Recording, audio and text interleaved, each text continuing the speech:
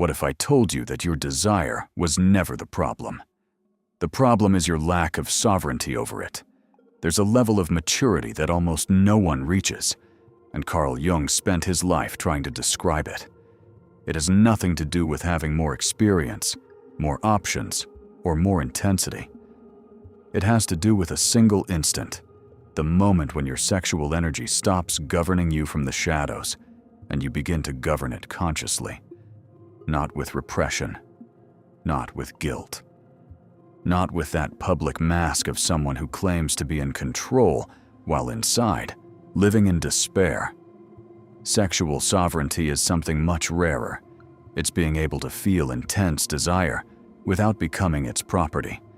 It's feeling attraction without losing your clarity. It's feeling overwhelming intensity without confusing it with destiny.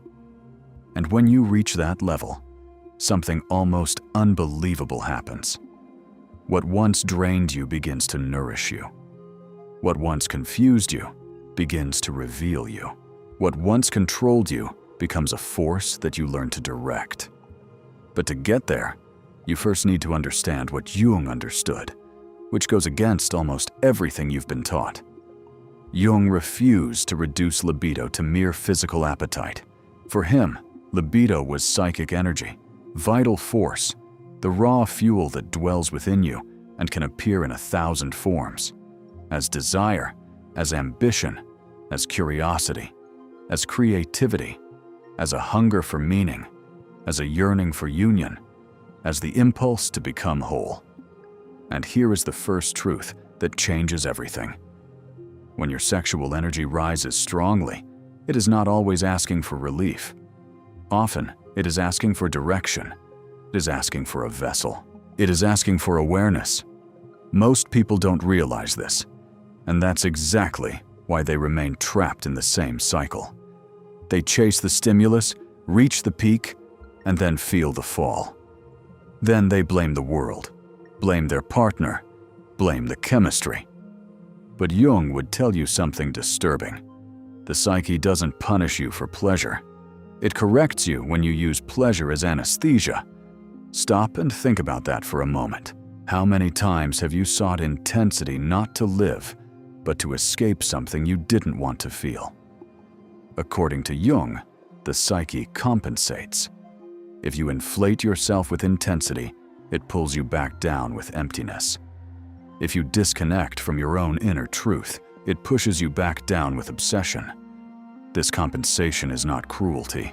It is intelligence. It is your soul trying to bring you back to center. And it is precisely this hidden intelligence that separates those who are slaves to their own desires from those who become sovereign over them. Now, pay close attention, because what I'm about to say offends almost everyone. Much of what modern culture calls sexual freedom is, in fact, sexual slavery. Not because desire is wrong, but because people are possessed by impulses they don't understand. They react, pursue, test, bargain, numb, act, and then call it living. And this is where Jung introduces a concept that will forever change how you see yourself. He would say that these people are possessed by a complex. And understanding what a complex is the first step to ceasing to be its hostage. Imagine an invisible rope tied to your chest, pulling you towards things that, deep down, you know diminish you. You feel the pull, you try to resist, but the force is stronger. Carl Jung had a name for this rope. He called it a complex. And understanding this is understanding why intelligent, strong, and conscious people in all other areas of life become strangely powerless in the face of their own desires. For Jung, a complex is not just a problem or a trauma, it's a knot within the psyche. Emotionally intense, unconscious, and powerful, it's capable of hijacking your behavior without you realizing it. In the sexual realm, complexes almost always wear masks. They disguise themselves as a need for validation, fear of abandonment, shame, hunger for control, terror of intimacy, addiction to novelty, a need to feel chosen, a need to feel superior, or a pure desire to escape emptiness. Can you recognize any of these masks in yourself? When libido becomes trapped by a complex, you don't feel a pure desire. You feel urgency. You feel compulsion. You feel that internal jolt that screams, "I need this now," even if it will hurt you later. And it's this difference that almost no one learns to perceive. Healthy desire has space. It has breath. Desire possessed by a complex is hurried, tight, desperate. Sexual sovereignty is the ability not to be possessed, not because you become cold, not because you place yourself above desire, but because you become integrated, whole, conscious. And to reach the highest level of sexual maturity, Jung would say that you need to understand a word he used in a way that very few truly understand. That word is projection. And here's a question that will expose you if you answer honestly. When you feel a powerful attraction to someone, are you really seeing that person? Or are you seeing an inner image of yourself projected onto them? Jung would respond that you are probably seeing both things, but that it is the inner image that is hypnotizing you. The psyche contains archetypal patterns, deep structures of the collective unconscious that shape how we experience each event. When your inner feminine or your inner masculine, what Jung called anima and animus, is not integrated, it tends to be projected outward.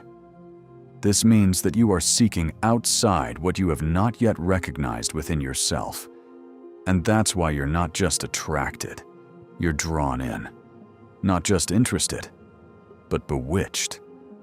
And this enchantment can seem sacred, inevitable, cosmic. Jung called this experience numinous, an almost spiritual charge that makes something seem larger than life itself. But here lies an immense danger, and that's what we'll talk about now. Because the intensity you feel is by no means a guarantee of truth, and confusing the two can cost you years of your life. There's a moment when life seems to deliver a sign from destiny. You look at someone and feel an electric shock, an absolute certainty, a feeling that it's too big to be chance. Most people kneel before this feeling as if it were a god. Carl Jung, however, would pause and ask a disturbing question. What if this intensity isn't love, but projection? What if it's not destiny, but a complex being activated? This is precisely the line that separates immaturity from sovereignty. The immature person is blinded by the numinous. The sovereign person is informed by it. Read this again, because it changes everything. The immature person says, "I can't help it." The sovereign person says, "Interesting. Something enormous is being activated within me. Let me observe what it is." The immature person says, "This has to happen." The sovereign person says, "This is powerful, and precisely for that reason, I refuse to sacrifice my clarity for it." Which side do you usually find yourself on? Notice something that might be happening inside you right now as you listen. A part of you wants a quick rule, a simple label, an easy conclusion. That's the mind's addiction to certainty. But Jung's path is different. Jung's path is maturation through tension, because the psyche only grows when you can sustain opposing forces without collapsing into one of the extremes. And in the sexual realm, those extremes are very clear. On one side, there is indulgence without conscience. Impulse governs. Everything is reaction. Desire becomes your master, and you, its servant. On the other side, there is repression without integration. Desire becomes a shameful enemy. The psyche splits, and the shadow grows silently, gaining strength in the dark. And here is what almost no one understands. Neither of these extremes is sovereignty. Both are slavery, merely dressed in different disguises. One considers itself free, The other considers itself virtuous, but both are chained. Sovereignty is the middle path. It's being able to feel the fire without setting your own life ablaze. And that requires something very few people have trained in: restraint. But beware, because here lies a fatal misunderstanding. Restraint is not suppression. Suppression is fear disguised as discipline. Restraint is consciousness, choosing not to spill energy precipitously. Do you see the difference? One is born from terror. The other is born from power. It was no coincidence that Jung spent years studying alchemy. He saw in it a symbolic mirror of psychological development. The raw material, what the alchemists called prima materia, needs to be heated, contained, worked within a closed vessel. If you pour the energy out the instant it appears, nothing cooks within you. There is no transformation, no integration, no elevation. You only repeat. And repetition, Jung would say, is the most elegant prison of the psyche. The names change, the faces change, the scenarios change, but the pattern remains the same. And what is not made conscious ends up returning as destiny. But there is a way to break this cycle, and it begins with something that few have the courage to face. There's a quote from Carl Jung that should be engraved on the wall of every human being. What is not made conscious returns as destiny. Think about the weight of that. Everything you refuse to look at within yourself doesn't disappear. It just disguises itself as bad luck, coincidence, the same type of person who always appears in your life. You think you're choosing, but in reality, you're repeating. And Jung already gave us the name for what governs this repetition: the shadow. The shadow isn't just the bad things in you. It's everything you haven't accepted, that you've rejected, that you refuse to face. And the shadow doesn't disappear because you deny it. On the contrary, it becomes more cunning. It becomes indirect. It appears disguised in your sudden desires, your fantasies, your manipulations, your jealousy, your double life, your secret shame, your sudden attraction, your obsession that arises from nowhere, your urgent need to control. So here's a moment of truth that might hurt. If your sexuality contains patterns you don't respect, the problem isn't your sexuality. The problem is the shadow. And sovereignty, at its core, is awareness of the shadow. It's the ability to say, without looking away, that a part of me wants control. Or a part of me is terrified of being truly seen. Or even, a part of me uses attraction to escape the void. A part of me needs to feel chosen, to feel worthy. And instead of living with these parts unconsciously, letting them control your life in the shadows, you integrate them consciously. Integration changes everything because it restores your inner authority. Now, I'm going to say something that might sting a little. The highest level of sexual maturity isn't measured by how much you can attract. It's measured by how little you need. Neediness isn't romance. Neediness isn't passion. Neediness is hunger wearing perfume. And Jung would tell you that whenever you feel that kind of hunger, you're not seeking the other person as they truly are. You're seeking the other person as a solution to something incomplete within yourself. Have you ever caught yourself doing exactly that? That's why true maturity transforms your relationship with solitude. The immature person fears solitude because silence amplifies unconscious material: anxiety, shame, anger, emptiness. So they chase after stimulation. They keep a screen on. They keep a conversation going. They keep their body occupied. They call it fun, but inside, it's just escape. The sovereign person, on the other hand, can be alone without collapsing because they are not using libido as anesthesia. And when loneliness ceases to be an enemy, relationships stop being a rescue mission This is one of the clearest signs that you are reaching the highest level. You no longer enter attraction like a hungry person entering a kitchen. You enter like a conscious being entering a temple, with respect, with awareness, with choice. And when you begin to perceive the difference between pure desire and disguised compulsion, something within you can never go back to being what it was. But there is a concrete practice that Jung left us to transform this energy, and that's what I'm going to show you now. There is a subtle difference between desire and compulsion that, once perceived, you can never ignore. Carl Jung would point it out with surgical precision. Desire has openness. Compulsion has urgency. Desire feels alive and present.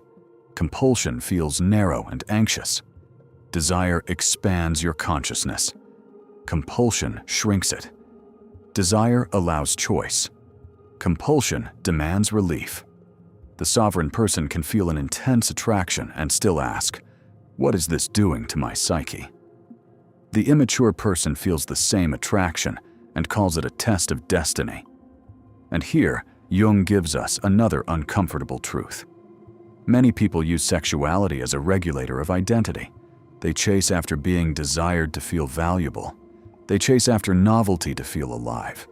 They chase after conquest to feel powerful. They chase after attention to feel real. Jung would say that this is the persona, your social mask, desperately trying to feed on external reflection. The persona wants applause. The persona wants proof. The persona wants constant reassurance. But sovereignty begins precisely when your sense of worth ceases to be negotiated in the marketplace of attention. When your self-worth is anchored within you, your libido changes. It becomes less contaminated, not weaker, but cleaner. You still feel desire, but it's not mixed with panic. You still feel attraction, but it's not mixed with obsession. You still feel excitement, but it's not mixed with self-betrayal. There's a silent signature of sovereignty.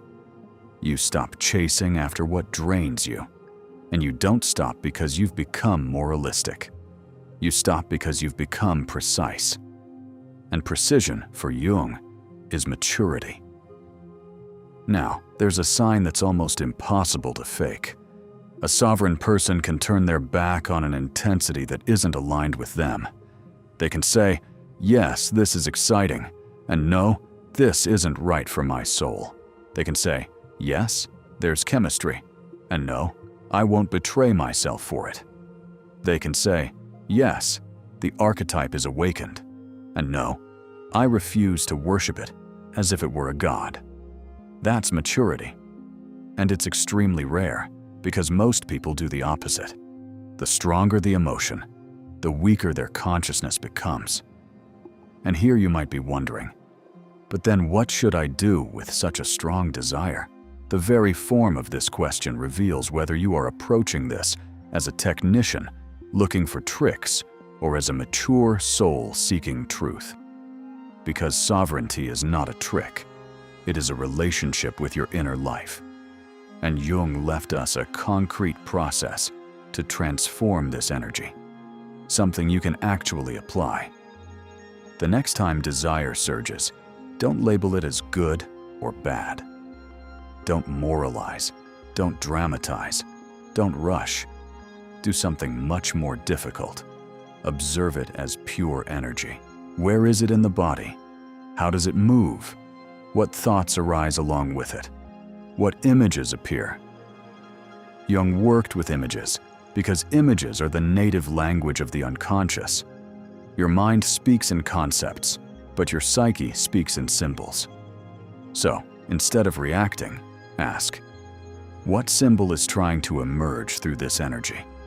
Don't ask who I want, but what is being awakened in me?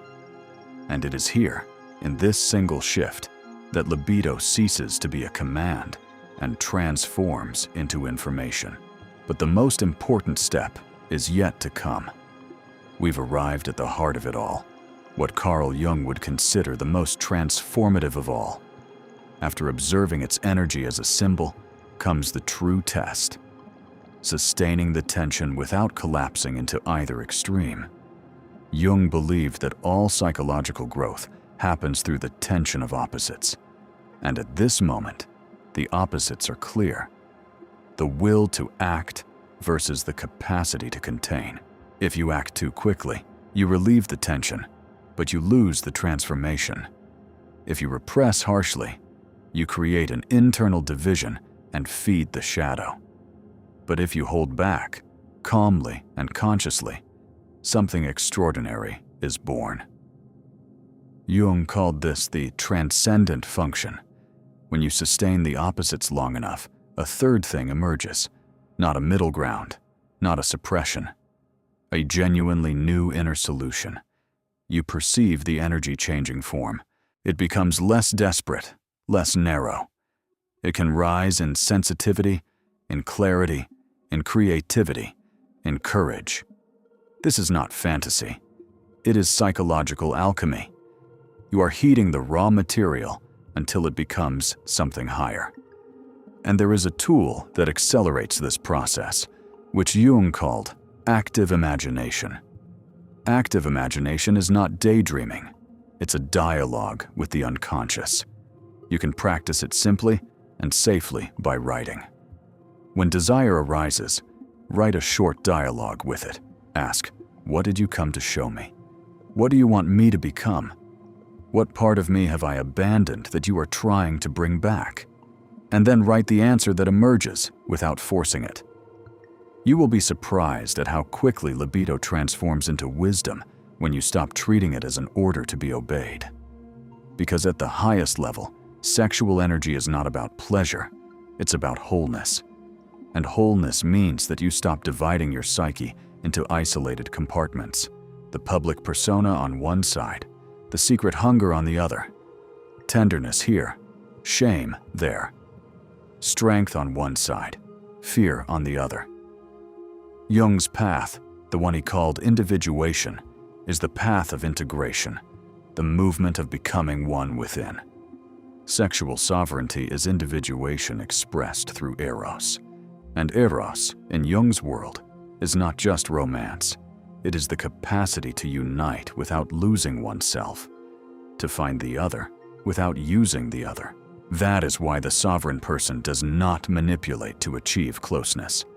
They do not pressure, pursue, test, or stage love as a strategy. They present themselves truthfully. And truth creates a magnetism that no technique can imitate. Because what people feel, whether they admit it or not, is their inner state.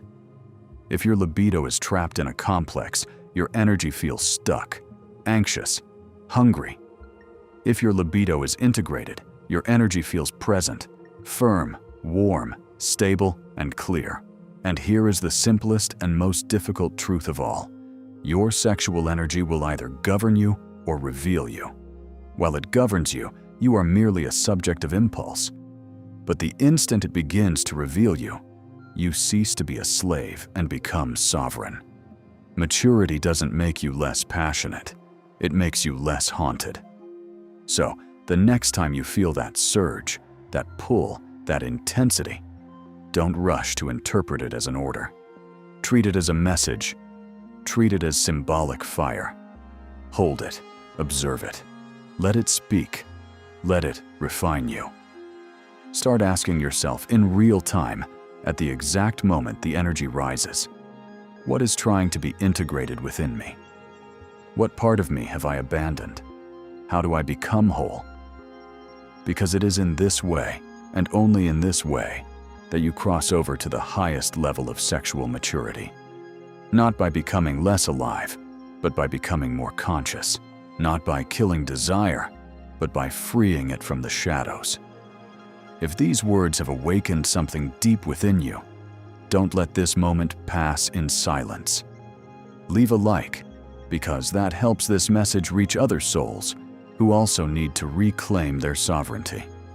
Write in the comments, even anonymously, which part touched you the most, because your reflection can illuminate someone else's path. And subscribe to the channel to continue this journey of individuation. because the work of becoming whole has only just begun, and the next steps can transform your entire life.